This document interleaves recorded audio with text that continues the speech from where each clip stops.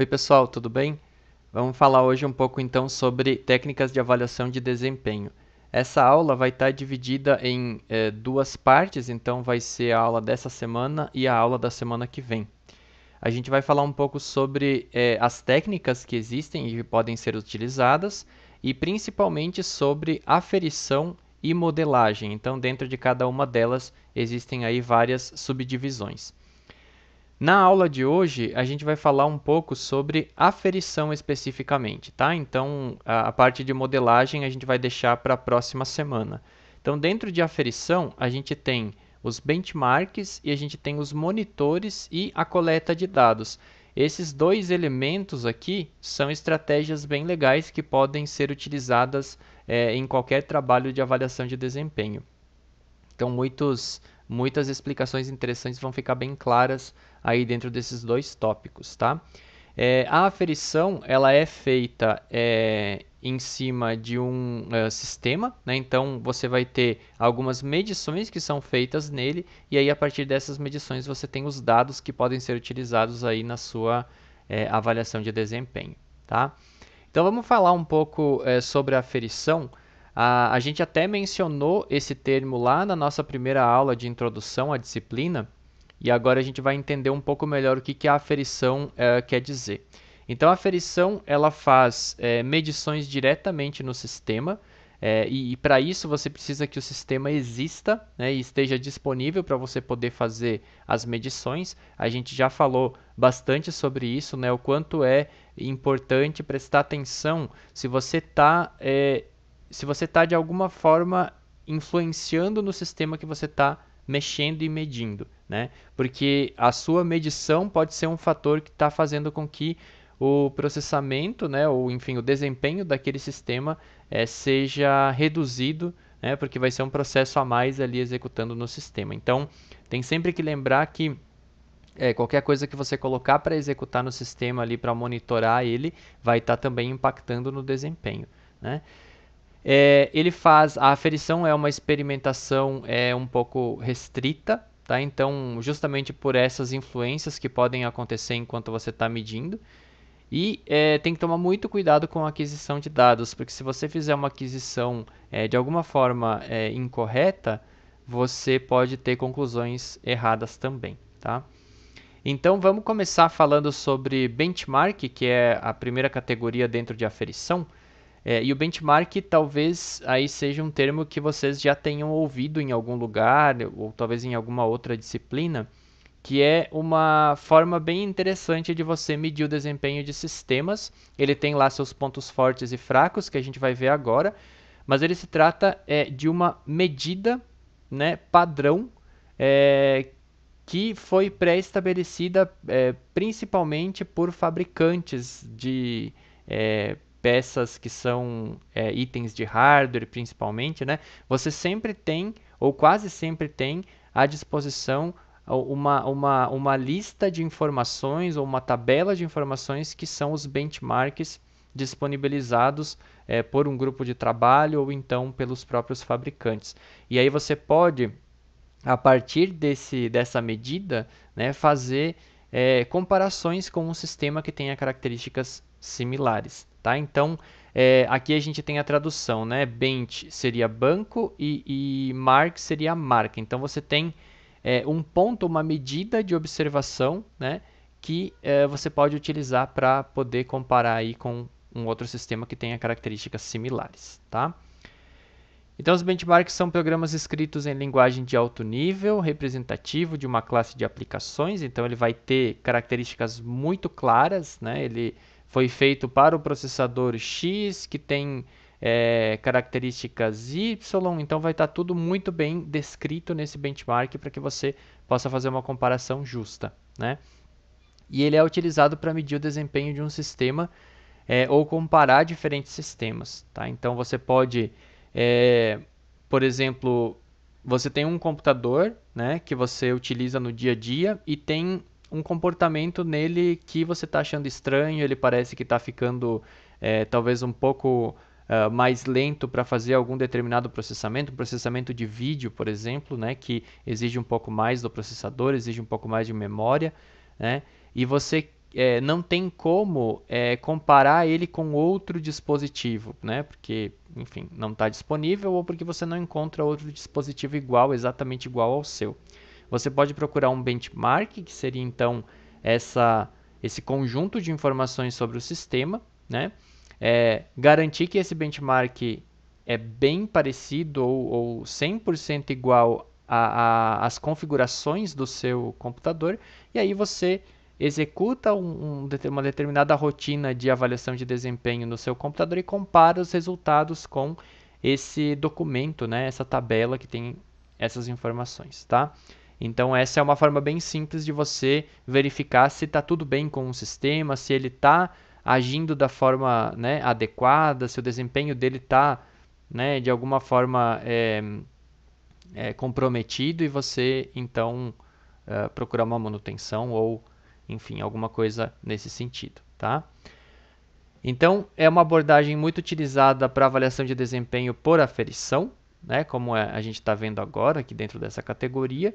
E a gente tem um exemplo aqui no lado direito, né, que é uma comparação entre um processador i5 e um processador i7. Né? Então, a gente tem aí várias informações sobre eles, características, né? Cada linha aí traz alguma característica diferente sobre eles, e a gente quer saber qual é a diferença entre esses dois processadores, né?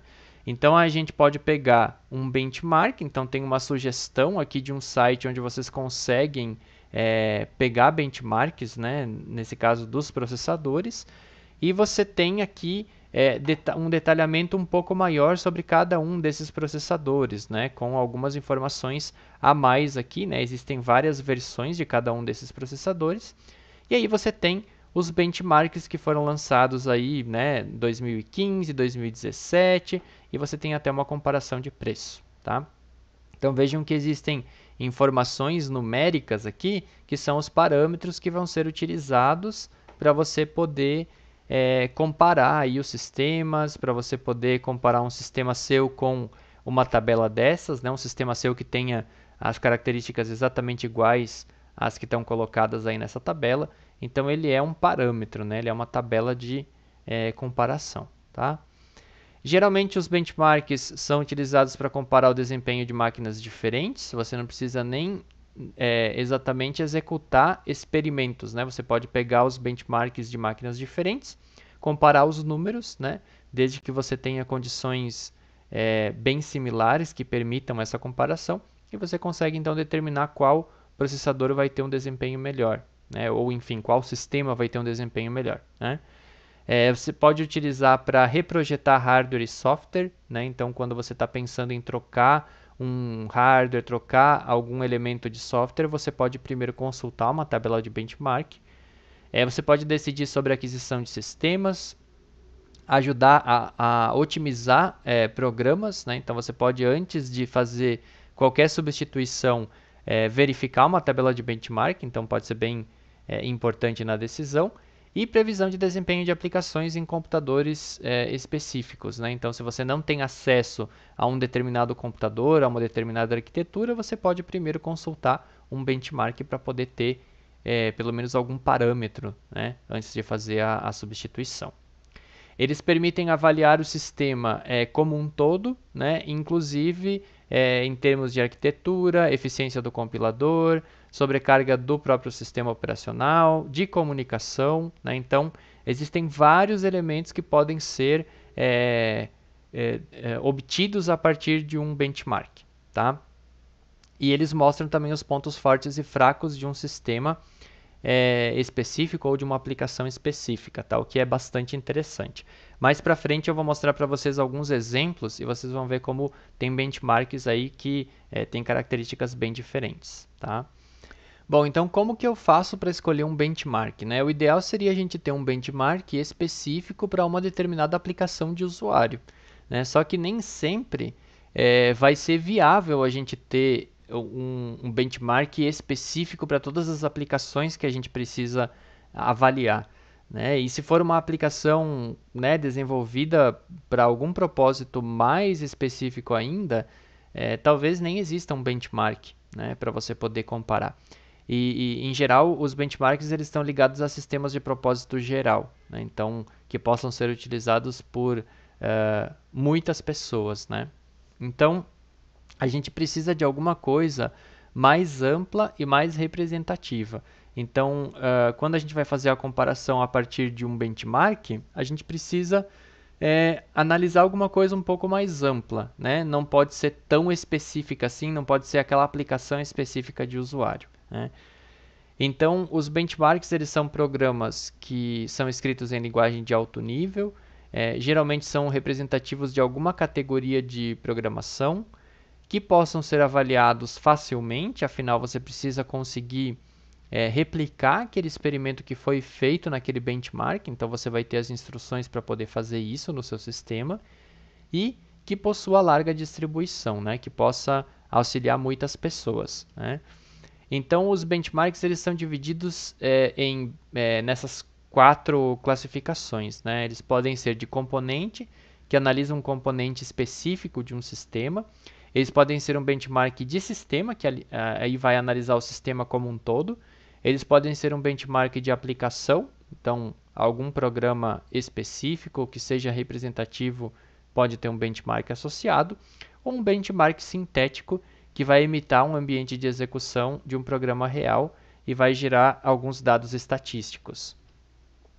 E aí, nessa figura aqui do lado direito desse slide, a gente tem aí uma hierarquia, né, entre os tipos de benchmarks que a gente tem, né? Então, a gente tem o Basic Operations, o Toy Benchmark, o Kernels e o Real Programs, né? Então, só para a gente entender o que se trata isso, as Basic Operations seriam os benchmarks sintéticos que vão fazer aquelas operações mais básicas, que vão testar operações bem básicas de qualquer sistema, né, como uma adição, uma multiplicação. Os Toy Benchmarks são pequenos programas que vão implementar problemas clássicos, né? Então, algum problema clássico que a gente tenha, por exemplo, na computação, pode ser testado por um benchmark desse tipo, né? Os benchmarks de kernels, então, eles são trechos de códigos que são extraídos de programas reais, que vão representar trechos, né, desses programas que têm uma maior quantidade de computação, né, então, que vai exigir mais do sistema. Então, eles, em geral, estão ligados à medição de desempenho dos processadores, tá? E os Real Programs, então, seria a execução de programas reais, que normalmente estão dentro de conjuntos de benchmarks. Então, são, né, programas inteiros reais que vão estar sendo testados nesse tipo de benchmark. A classificação quanto à arquitetura, eles podem ser sequenciais ou paralelos, tá? Então, a gente tem também 3 grandes áreas de aplicação dos benchmarks. Então, para predição, não é muito aplicável, tá? Então, quando você precisa fazer uma análise de como que um sistema vai se comportar em uma determinada situação, né? O benchmark não vai ser uma ferramenta muito interessante para você, porque ele faz uma análise dentro de determinadas condições muito bem fechadas, né?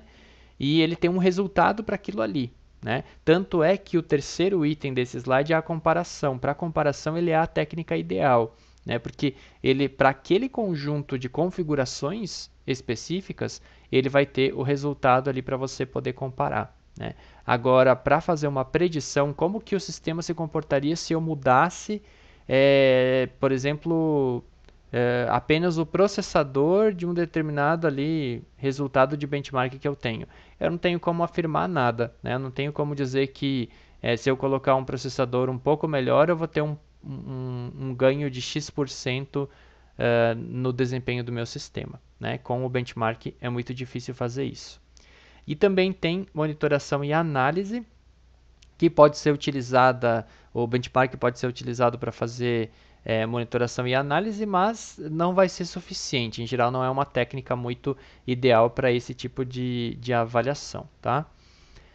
Aí alguns aspectos relacionados aos benchmarks, né? Quanto aos resultados interpretados, a gente precisa sempre conhecer muito bem tudo que está sendo utilizado no sistema que a gente está comparando com um benchmark.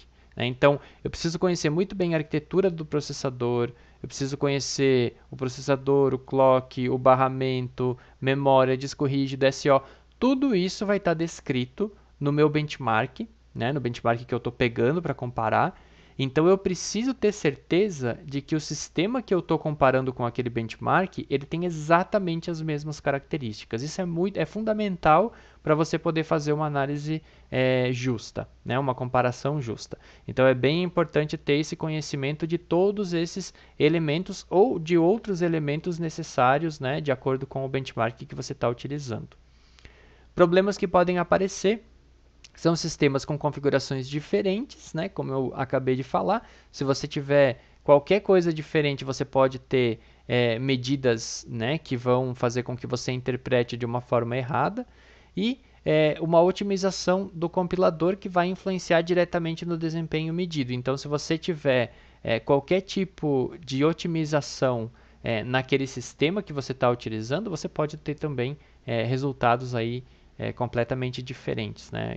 E fazer uma comparação talvez injusta.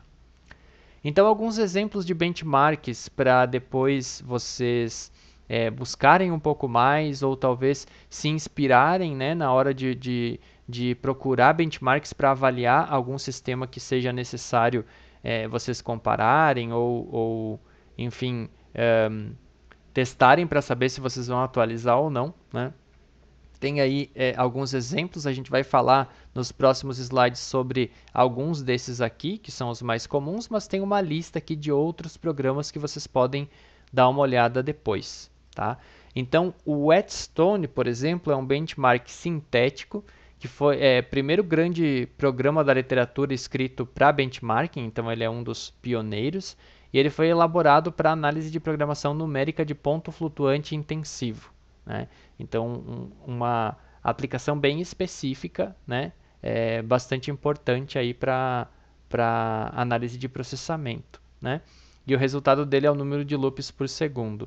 As características dele é que ele possui alto percentual de dados e operações de ponto flutuante, ele tem alto percentual de tempo de execução, que é gasto com funções matemáticas, e ao invés de variáveis locais, o Whetstone vai utilizar dados globais. Tá? Então, são características que são muito importantes para você determinar se você vai utilizar o benchmark ou não. Então, vejam esses detalhes que a gente tem sobre o Whetstone. Né? E aí embaixo tem um link que vocês podem explorar depois, que vai trazer o ranking das melhores máquinas. Né? Então, você tem esse benchmark aí que está disponível e pode ser utilizado, inclusive quando você vai comprar um computador pessoal, quando você vai trocar um dispositivo na empresa onde você trabalha, um servidor. Então, esse benchmark é bem interessante. Né? Tem o Livermore Fortran Kernels, que foi criado em 70, em 1970, né? Consiste de 24 kernels ou loops de processamento numérico, e analisa desempenho de computadores e compiladores em operações com ponto flutuante. Tem também o Spec Benchmarks, que foi fundado em 88, aí tem a HP aí no meio, tem a Sun, né, que são nomes muito fortes, Apollo, MIPS, né? Possui como meta testar situações reais, fornecendo medidas de sistemas computacionais avançados em relação a aspectos de desempenho. Tá? Então, eles estavam muito interessados em avaliar situações reais mais próximas do usuário. Né? Então, eles têm aí essa lista de possibilidades dentro dos benchmarks SPEC. Né? Então, CPU, análise de CPU, aplicações gráficas de alto desempenho, cliente-servidores Java, servidores de e-mail, sistemas de arquivos em rede, web servers. Né? Então, tem muita coisa que pode ser utilizada dentro desse Spec Benchmarks. E benchmarks para arquiteturas paralelas e sistemas distribuídos. Né? Existem alguns também que podem ser utilizados. Para cada tipo de arquitetura você vai precisar de um benchmark específico, então sempre lembrando, né, que você precisa ter o benchmark o mais próximo possível daquilo que você quer comparar, né? Ou, na verdade, no cenário ideal, que ele seja exatamente igual com aquilo que você quer comparar. Tá? Alguns exemplos, né? O ping e o ping-pong utilizados em comunicação, né? Quando a gente abre lá o terminal e dá um ping em um determinado endereço remoto, né? Ou local, você tem então o ping e o ping-pong e o TTCP, que é para avaliação de comunicação usando o TCP ou o DP. Tá? Então, esses são exemplos interessantes que vocês podem utilizar até na hora de fazer uma avaliação de desempenho no trabalho de vocês. Tá?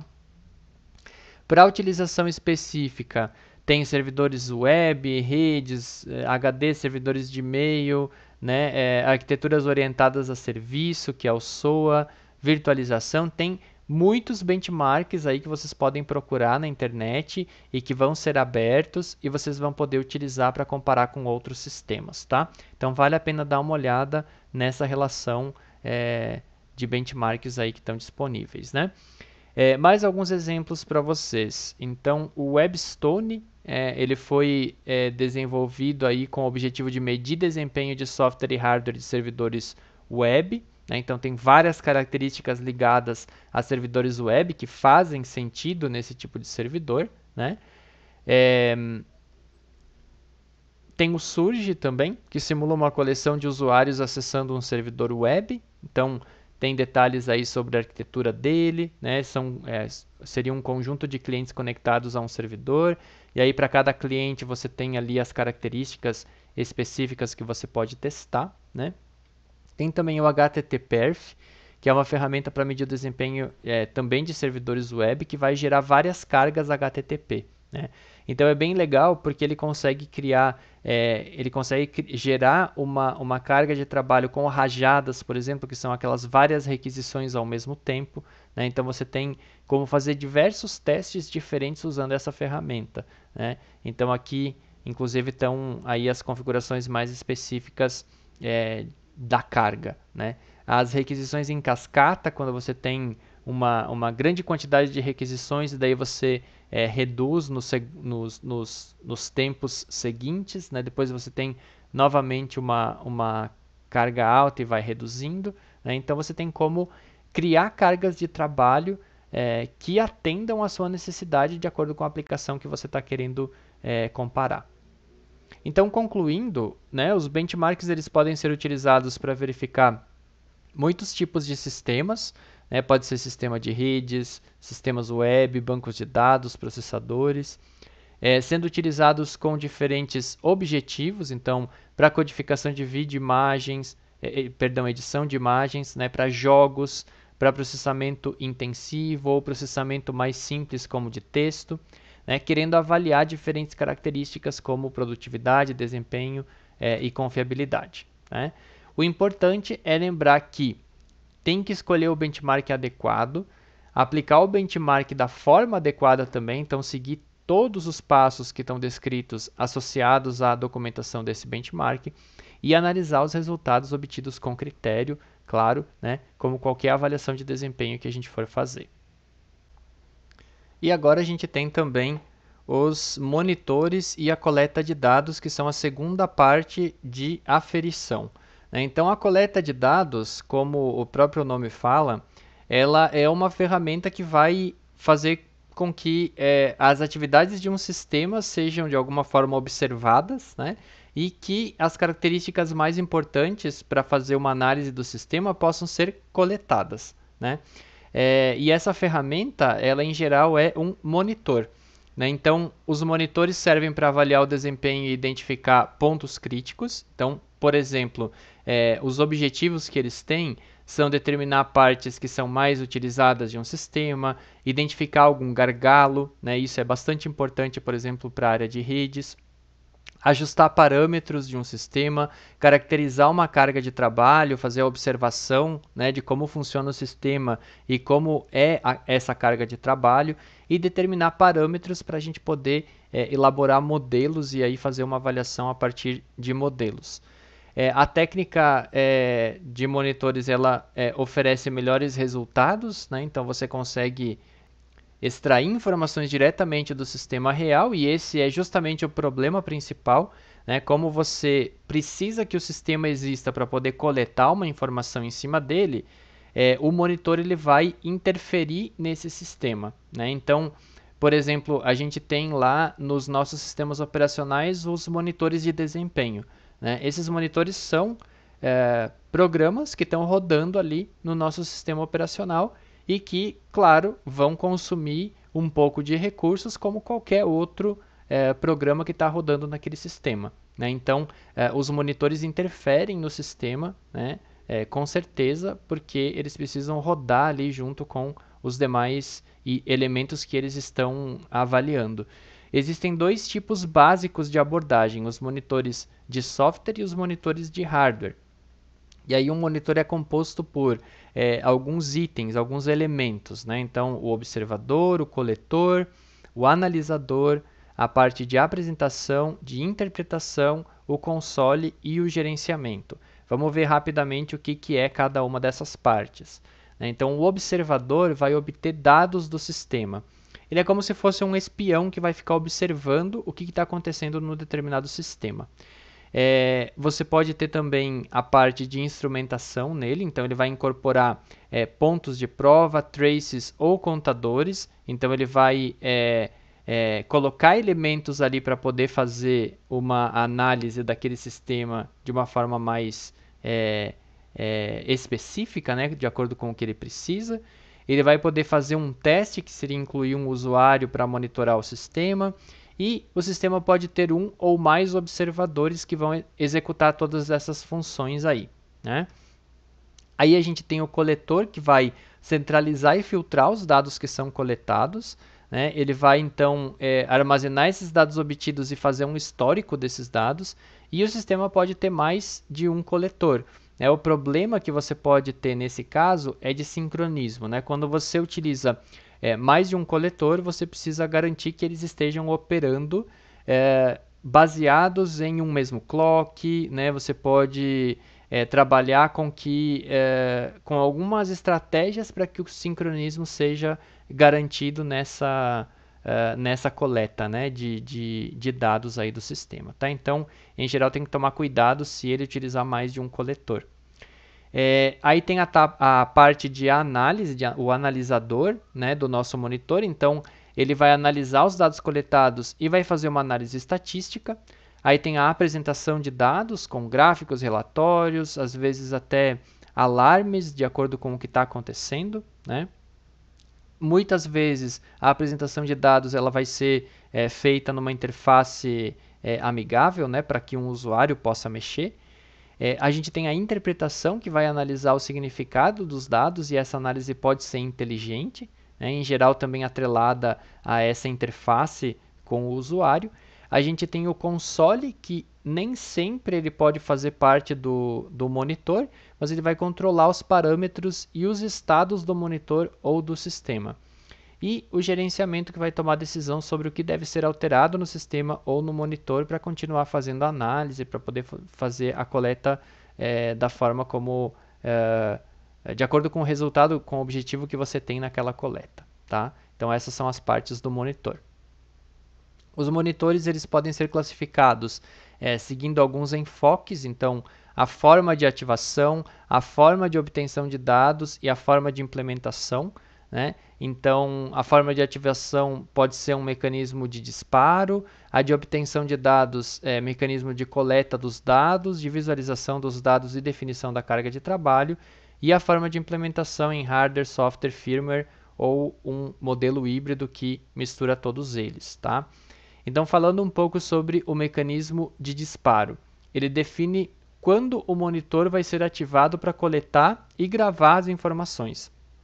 Ele pode ser baseado em evento ou em amostragem. Quando ele é baseado em evento, uma mudança de estado no sistema vai ativar esse monitor, né?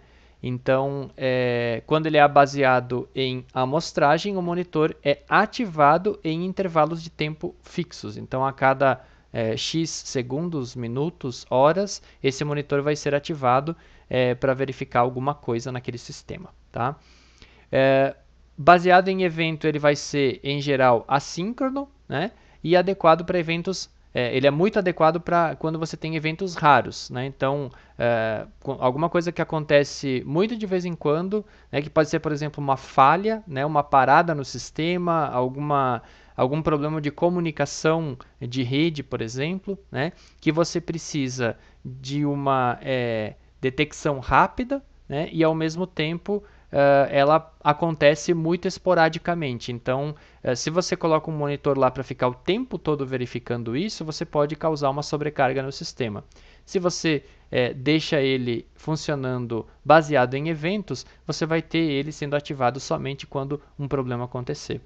E o baseado em amostragem, ele é síncrono, né? Então ele vai funcionar sempre num tempo bem específico, é adequado para quando você tem eventos mais frequentes, porém ele pode perder alguns eventos porque ele não vai ser ativado baseado em eventos, né? Ele vai ser ativado de tempos em tempos, né?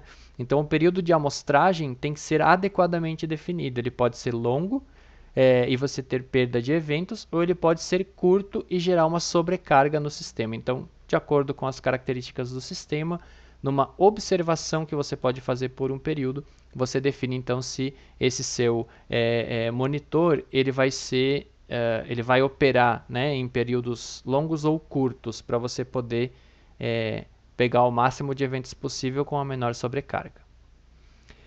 Mecanismos de coleta de dados definem como os dados vão ser coletados, se vai ser uma coleta direta ou indireta. Então, a coleta direta é uma métrica retirada diretamente do sistema, e a coleta indireta é uma métrica obtida através de relações de dependência com outras métricas retiradas do sistema. Então, esses dois conceitos são bem autoexplicativos, né?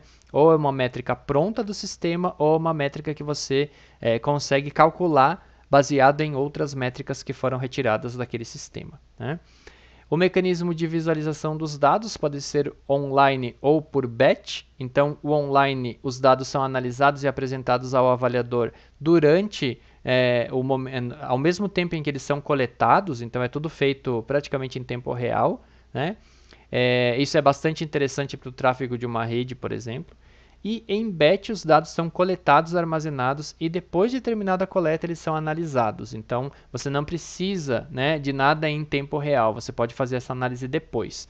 Ou você não precisa dela em tempo real, ou é inviável você fazer ela em tempo real. Você precisa realmente ter uma coleta de um determinado período de tempo para depois poder fazer algum estudo, algum cálculo, alguma análise em cima daquilo ali que está sendo coletado, tá? Então tem essas duas situações. No online você tem número pequeno de eventos e uma avaliação comportamental do sistema, né? Então no batch você tem grande número de eventos, então seria um pouco inviável você fazer de forma em tempo real, online, né? Então é melhor escolher o batch. E a avaliação de desempenho, confiabilidade ou da segurança de um sistema são as aplicações ou os objetivos mais comuns quando a gente utiliza o batch, tá? A definição da carga de trabalho pode ser passiva ou ativa. Então, quando você tem da forma passiva, a coleta é realizada com a operação normal do sistema, e na ativa a coleta é realizada com cargas controladas e a carga é gerada e injetada no sistema, né? Então vejam que a carga de trabalho ativa ela afeta diretamente, né, o sistema. Você vai manipular de alguma maneira o que você injeta nesse sistema para poder fazer as coletas controladas, né, as coletas da forma como você quer. A passiva você deixa simplesmente o sistema executando e faz a coleta enquanto ele está na sua operação normal, tá? Então a passiva tem resultados que não podem ser reproduzidos, porque o sistema está lá operando em tempo real, então você não sabe exatamente o que vai acontecer, mas claro, fazendo uma análise em cima de um sistema real, você tem resultados muito mais próximos da realidade, né? O que é bastante interessante. Já na ativa, você tem a carga controlada, que é mais limitada que a passiva. Os resultados não podem ser totalmente reproduzidos e os testes podem ser repetidos de forma similar. Então, essa é uma vantagem. Já a carga sintética, se ela for sintética, ela não é real, então você pode ter perdas aí. A gente falou sobre isso na aula da semana passada. e os resultados podem facilmente ser reproduzidos na carga sintética, o que é também uma vantagem dela, né? Então, vejam que para cada configuração aí da nossa carga de trabalho, a gente pode ter vantagens e desvantagens, então depende muito do sistema que a gente vai avaliar, das possibilidades que a gente tem e dessas características todas, né? Se a gente vai poder lidar com as desvantagens ou não. Então é bem importante pensar nisso. Quanto à forma de implementação do nosso monitor, a gente pode ter ele por hardware, software, firmware ou híbrido, como a gente falou lá atrás, né? Por hardware, o monitor de hardware vai ser conectado ao sistema e vai ser um observador silencioso. Ele não interfere no funcionamento do sistema, né? Ele captura eventos rápidos e apresenta dificuldades em fazer medidas quando se trata de nível de software, né? Essa é uma técnica, em geral, cara, né? Você pode ter monitores de hardware instalados, por exemplo, ao longo de ligações que você tenha numa rede local, né? Você pode ter um monitor em hardware que vai analisar o consumo de energia de um dispositivo, por exemplo. Então você pode colocar ele ali entre a tomada e o dispositivo, né? Então muito simples de ser utilizado, mas ele vai ser bastante limitado porque ele vai conseguir analisar apenas o consumo de energia. Então, né, dependendo da aplicação, ele pode não ser muito interessante, né? Então, tem várias limitações. Por software, você vai fazer a utilização de programas para fazer as medições. Então, praticamente os monitores que a gente estava falando até agora, né, eles são um exemplo bem claro de software, né? A maior parte dos exemplos que eu mostrei para vocês são monitores de software.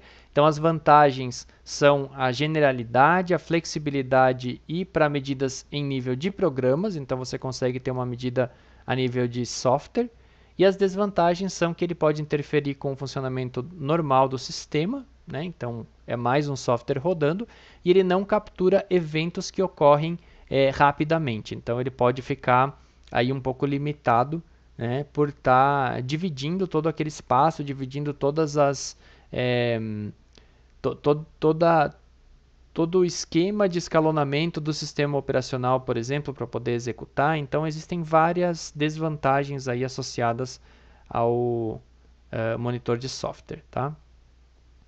Então, exemplos de monitores de software, rotina inserida nos protocolos de comunicação para medir o tempo gasto em uma transação de arquivos, e de hardware, o hardware adicionado ao sistema para espionar e contabilizar o tempo gasto em uma transação de arquivos. Tá? Então, a gente tem aí dois exemplos ligados à manipulação de arquivos.